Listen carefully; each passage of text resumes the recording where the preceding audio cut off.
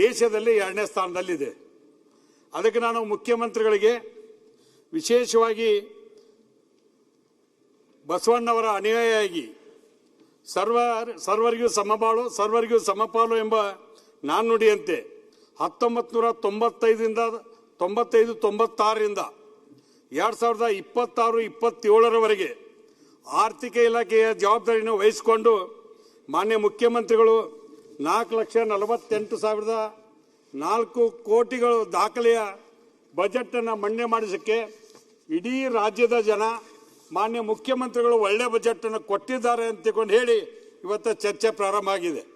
ಅದ್ರ ಬಗ್ಗೆ ಹೊಟ್ಟೆ ಕಿಚ್ಚಿನಿಂದ ವಿರೋಧ ಪಕ್ಷಗಳು ಮಾತನಾಡ್ತಕ್ಕಂಥದ್ದು ಅವ್ರ ಕರ್ತವ್ಯ, ಅವ್ರು ಮಾತನಾಡಲಿ. ಆದರೆ ಯಥಾವತ್ತಾಗಿ ನಾವು ಚುನಾವಣಾ ಪೂರ್ವದಲ್ಲಿ ಘೋಷಣೆ ಮಾಡಿದಂಥ ಗ್ಯಾರಂಟಿಗಳನ್ನು ಜಾರಿ ಮಾಡುವ ಮೂಲಕ ಇಲ್ಲಿಯವರೆಗೆ 2026 ಫೆಬ್ರವರಿವರೆಗೆ 1,21,598 ಕೋಟಿ ರೂಪಾಯಿಗಳನ್ನು ಜನರ ಕಲ್ಯಾಣಕ್ಕಾಗಿ ವಿನಿಯೋಗಿಸಲಾಗಿದೆ. ಇಂಧನ ಇಲಾಖೆ ವತಿಯಿಂದ ಈ ಬಾರಿಗೆ ಗೃಹ ಜ್ಯೋತಿ ಯೋಜನೆಗೆ 10,578 ಕೋಟಿ, ಸಾರಿಗೆ ಇಲಾಖೆಯ ಶಕ್ತಿ ಯೋಜನೆಯಲ್ಲಿ 684 ಕೋಟಿ, ಒಟ್ಟು ಪ್ರಯಾಣಿಸಿದಂಥ ಜನ 684 ಕೋಟಿ. ಈ ಬಾರಿ 5,300 ಕೋಟಿಯನ್ನು ಅದಕ್ಕೆ ಮೀಸಲಿಡಲಾಗಿದೆ.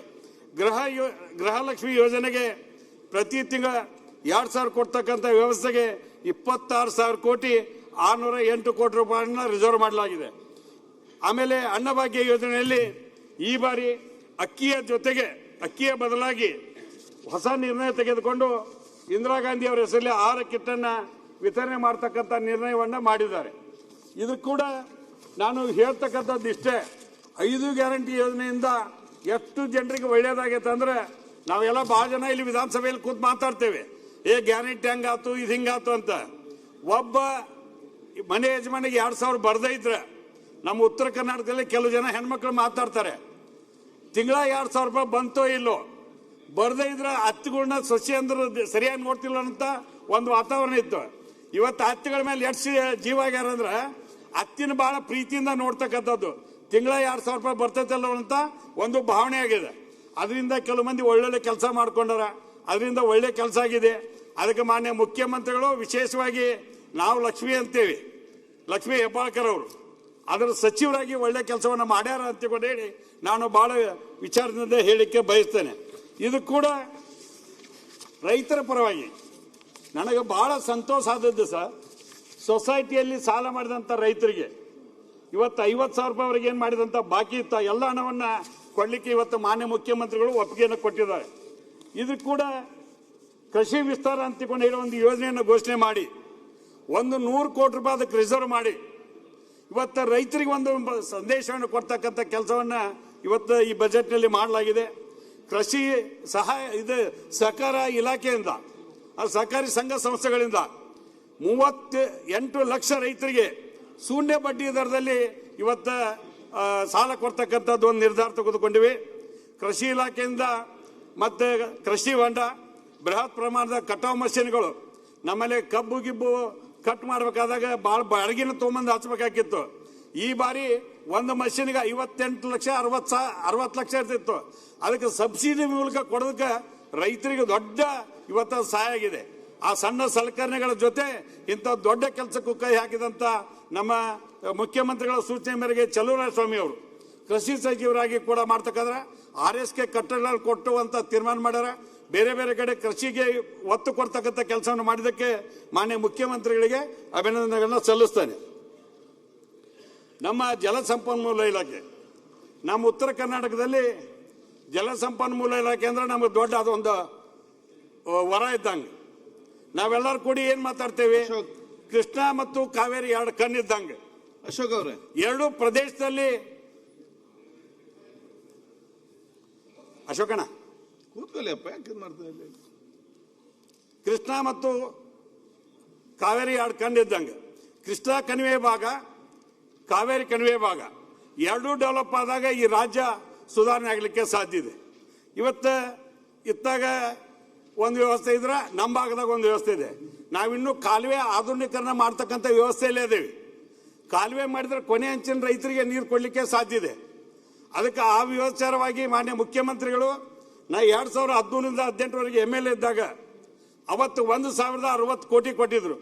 ಅವತ್ತದು ಅರ್ಧ ಆಯಿತು, ಇನ್ನು ಉಳಿದದ್ದಕ್ಕೆ ಅರ್ಧಕ್ಕೆ ಈ ಸಲ ಕೊಡ್ತೀವಿ ಅಂತ ಅವ್ರ ಮಾತನ್ನು ಕೂಡ ಕೊಟ್ಟಿದ್ದಾರೆ ಅನ್ನುವಂಥ ಮಾತನ್ನು ಹೇಳಿಕೆ ಬಯಸ್ತೇನೆ. ನಾನು ಬಹಳ ಉತ್ತರ ಕರ್ನಾಟಕದ ಜಲವಂತ ಸಮಸ್ಯೆ ಆದಂಥ ಮಹದಾಯಿ ಕಳಸಾ ಬಂಡೂರಿ ಯೋಜನೆ ಜಾರಿ ಮಾಡಬೇಕು ಅಂತ ತಿಳ್ಕೊಂಡು ಹೇಳಿ ಉಪಮುಖ್ಯಮಂತ್ರಿಗಳಂತ DK ಶಿವಕುಮಾರ್ ಸಾಹೇಬರು ಅದರ ಸಚಿವರಾಗಿ ಮುಖ್ಯಮಂತ್ರಿಗಳು ಅವ್ರು ಕೂಡ ತೀರ್ಮಾನ ಮಾಡಿದ್ರು.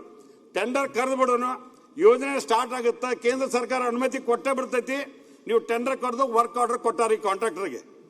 ನಾನು ಈ ಭಾಗದ ಎಲ್ಲರಿಗೂ ಕೂಡ ಮತ್ತು ಅದೇ ರೀತಿಯಾಗಿ ಕೇಂದ್ರ ಸರ್ಕಾರದಲ್ಲಿ ಇರ್ತಕ್ಕಂಥ ನಮ್ಮ ರಾಜ್ಯದ ಎಲ್ಲ ಸಂಸದರಿಗೆ ಕೈ ಮುಗಿದು ಪ್ರಾರ್ಥನೆ ಮಾಡ್ತೇನೆ, ಈ ವಿಚಾರವಾಗಿ ಯಾರೂ ರಾಜಕಾರಣ ಮಾಡೋದು ಬೇಡ. ಏನಾರ ಮಾಡಿ ಮಹದಾಯಿ ಕಳಸಾ ಬಂಡೂರಿ ಯೋಜನೆ ಜಾರಿ ಮಾಡಲಿಕ್ಕೆ ನಾವು ಬಡಿತಕ್ಕಂಥ ನೀರು ಭಾರ 3.46, ಆ ನೀರನ್ನು ಅಷ್ಟು TMC ನೀರು ಪಡೆಯಕ್ಕೆ ಇಷ್ಟೆಲ್ಲ ಹೋರಾಟಗಳು ನಡ್ಕೊಂಡ್ಬಂದವು. ನಮ್ಮದು ವನ್ಯಜೀವಿ ಮಂಡಳಿಯಲ್ಲಿ ಕೇಂದ್ರ ಸರ್ಕಾರದಲ್ಲಿ ಅದಕ್ಕೆ ಅನುಮತಿ ಪಡ್ಲಿಕ್ಕೆ ಬರ್ತದೆ, ನಮ್ಮ ಸಬ್ಜೆಕ್ಟ್ ಬಂದಕ್ಕೆನ ಮುಂದೆ ಹಾಕಿಬಿಡ್ತಾರೆ.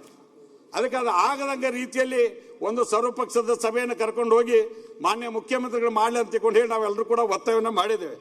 ಅದಕ್ಕೆ ಅದೊಂದು ವಿಶೇಷವಾಗಿ ಅದು ಆಗಬೇಕು ಅನ್ನೋಂಥ ಮಾತನ್ನು ಹೇಳ್ತೀವಿ.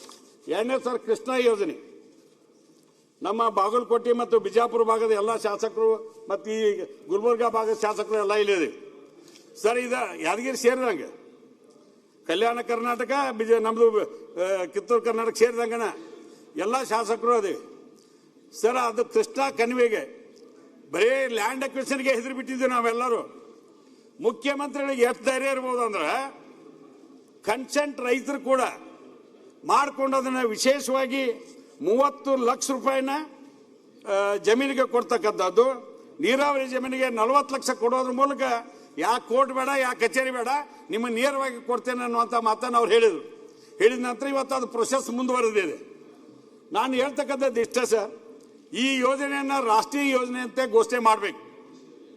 ಅಂದಾಗ ಮಾತ್ರ ಇದೆಲ್ಲ ರಾಜ್ಯ ಸರ್ಕಾರದಿಂದ ಆಗ್ತಕ್ಕಂಥದ್ದಲ್ಲ. ಇವತ್ತು ಹೇಳ್ತಾರೆ ಇಲ್ಲ ರಾಜ್ಯ ಸರ್ಕಾರ ಏನು ಕೊಟ್ಟಿಲ್ಲ, ಏನು ಮಾಡಿಲ್ಲ ಅಂತೇಳಿ. ಕೇಂದ್ರ ಸರ್ಕಾರದಾಗಿಂದ ಬರೋದು ಎಷ್ಟೈತಿ ಬಾಕಿ ಅದನ್ನು ಹೇಳಿ ಮೊದಲ ರಾಜ್ಯಕ್ಕೆ ಕೊಟ್ಟರೆ ನಾವು ಬೇಕಾದ ಮಾಡೋಕ್ಕೆ ಸಾಧ್ಯ ಇದೆ. ಅಂಥದ್ರ ಕಡೆ ಆ ಭಾಗದಾಗ ಕೂಡ ವಿರೋಧ ಪಕ್ಷದವ್ರ ಮೇಲೆ ಟೀಕೆ ಮಾಡೋದಲ್ಲ, ಕೇಂದ್ರದಿಂದ ಹಣ ಕೊಟ್ಟರೆ ನಾವು ಏನಾರ ಮಾಡೋಕ್ಕೆ ಸಾಧ್ಯ ಐತೆ ಅನ್ನುವಂಥ ವ್ಯವಸ್ಥೆನೂ ಕೂಡ ಅವ್ರ ಗಮನಕ್ಕೆ ತರಲಿಕ್ಕೆ ಬಯಸ್ತಾನೆ ಸರ್. ವಿಶೇಷವಾಗಿ ನಮ್ಮ ಸೌದತ್ತಿ ಇರ್ತಕ್ಕಂಥ ನವೀಲ್ ತೀರ್ಥ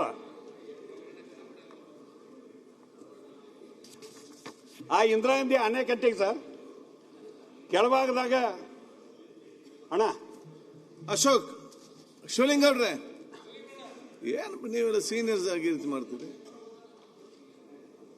ಕೆಳಭಾಗದಲ್ಲಿ ಮಲಪ್ರಭಾ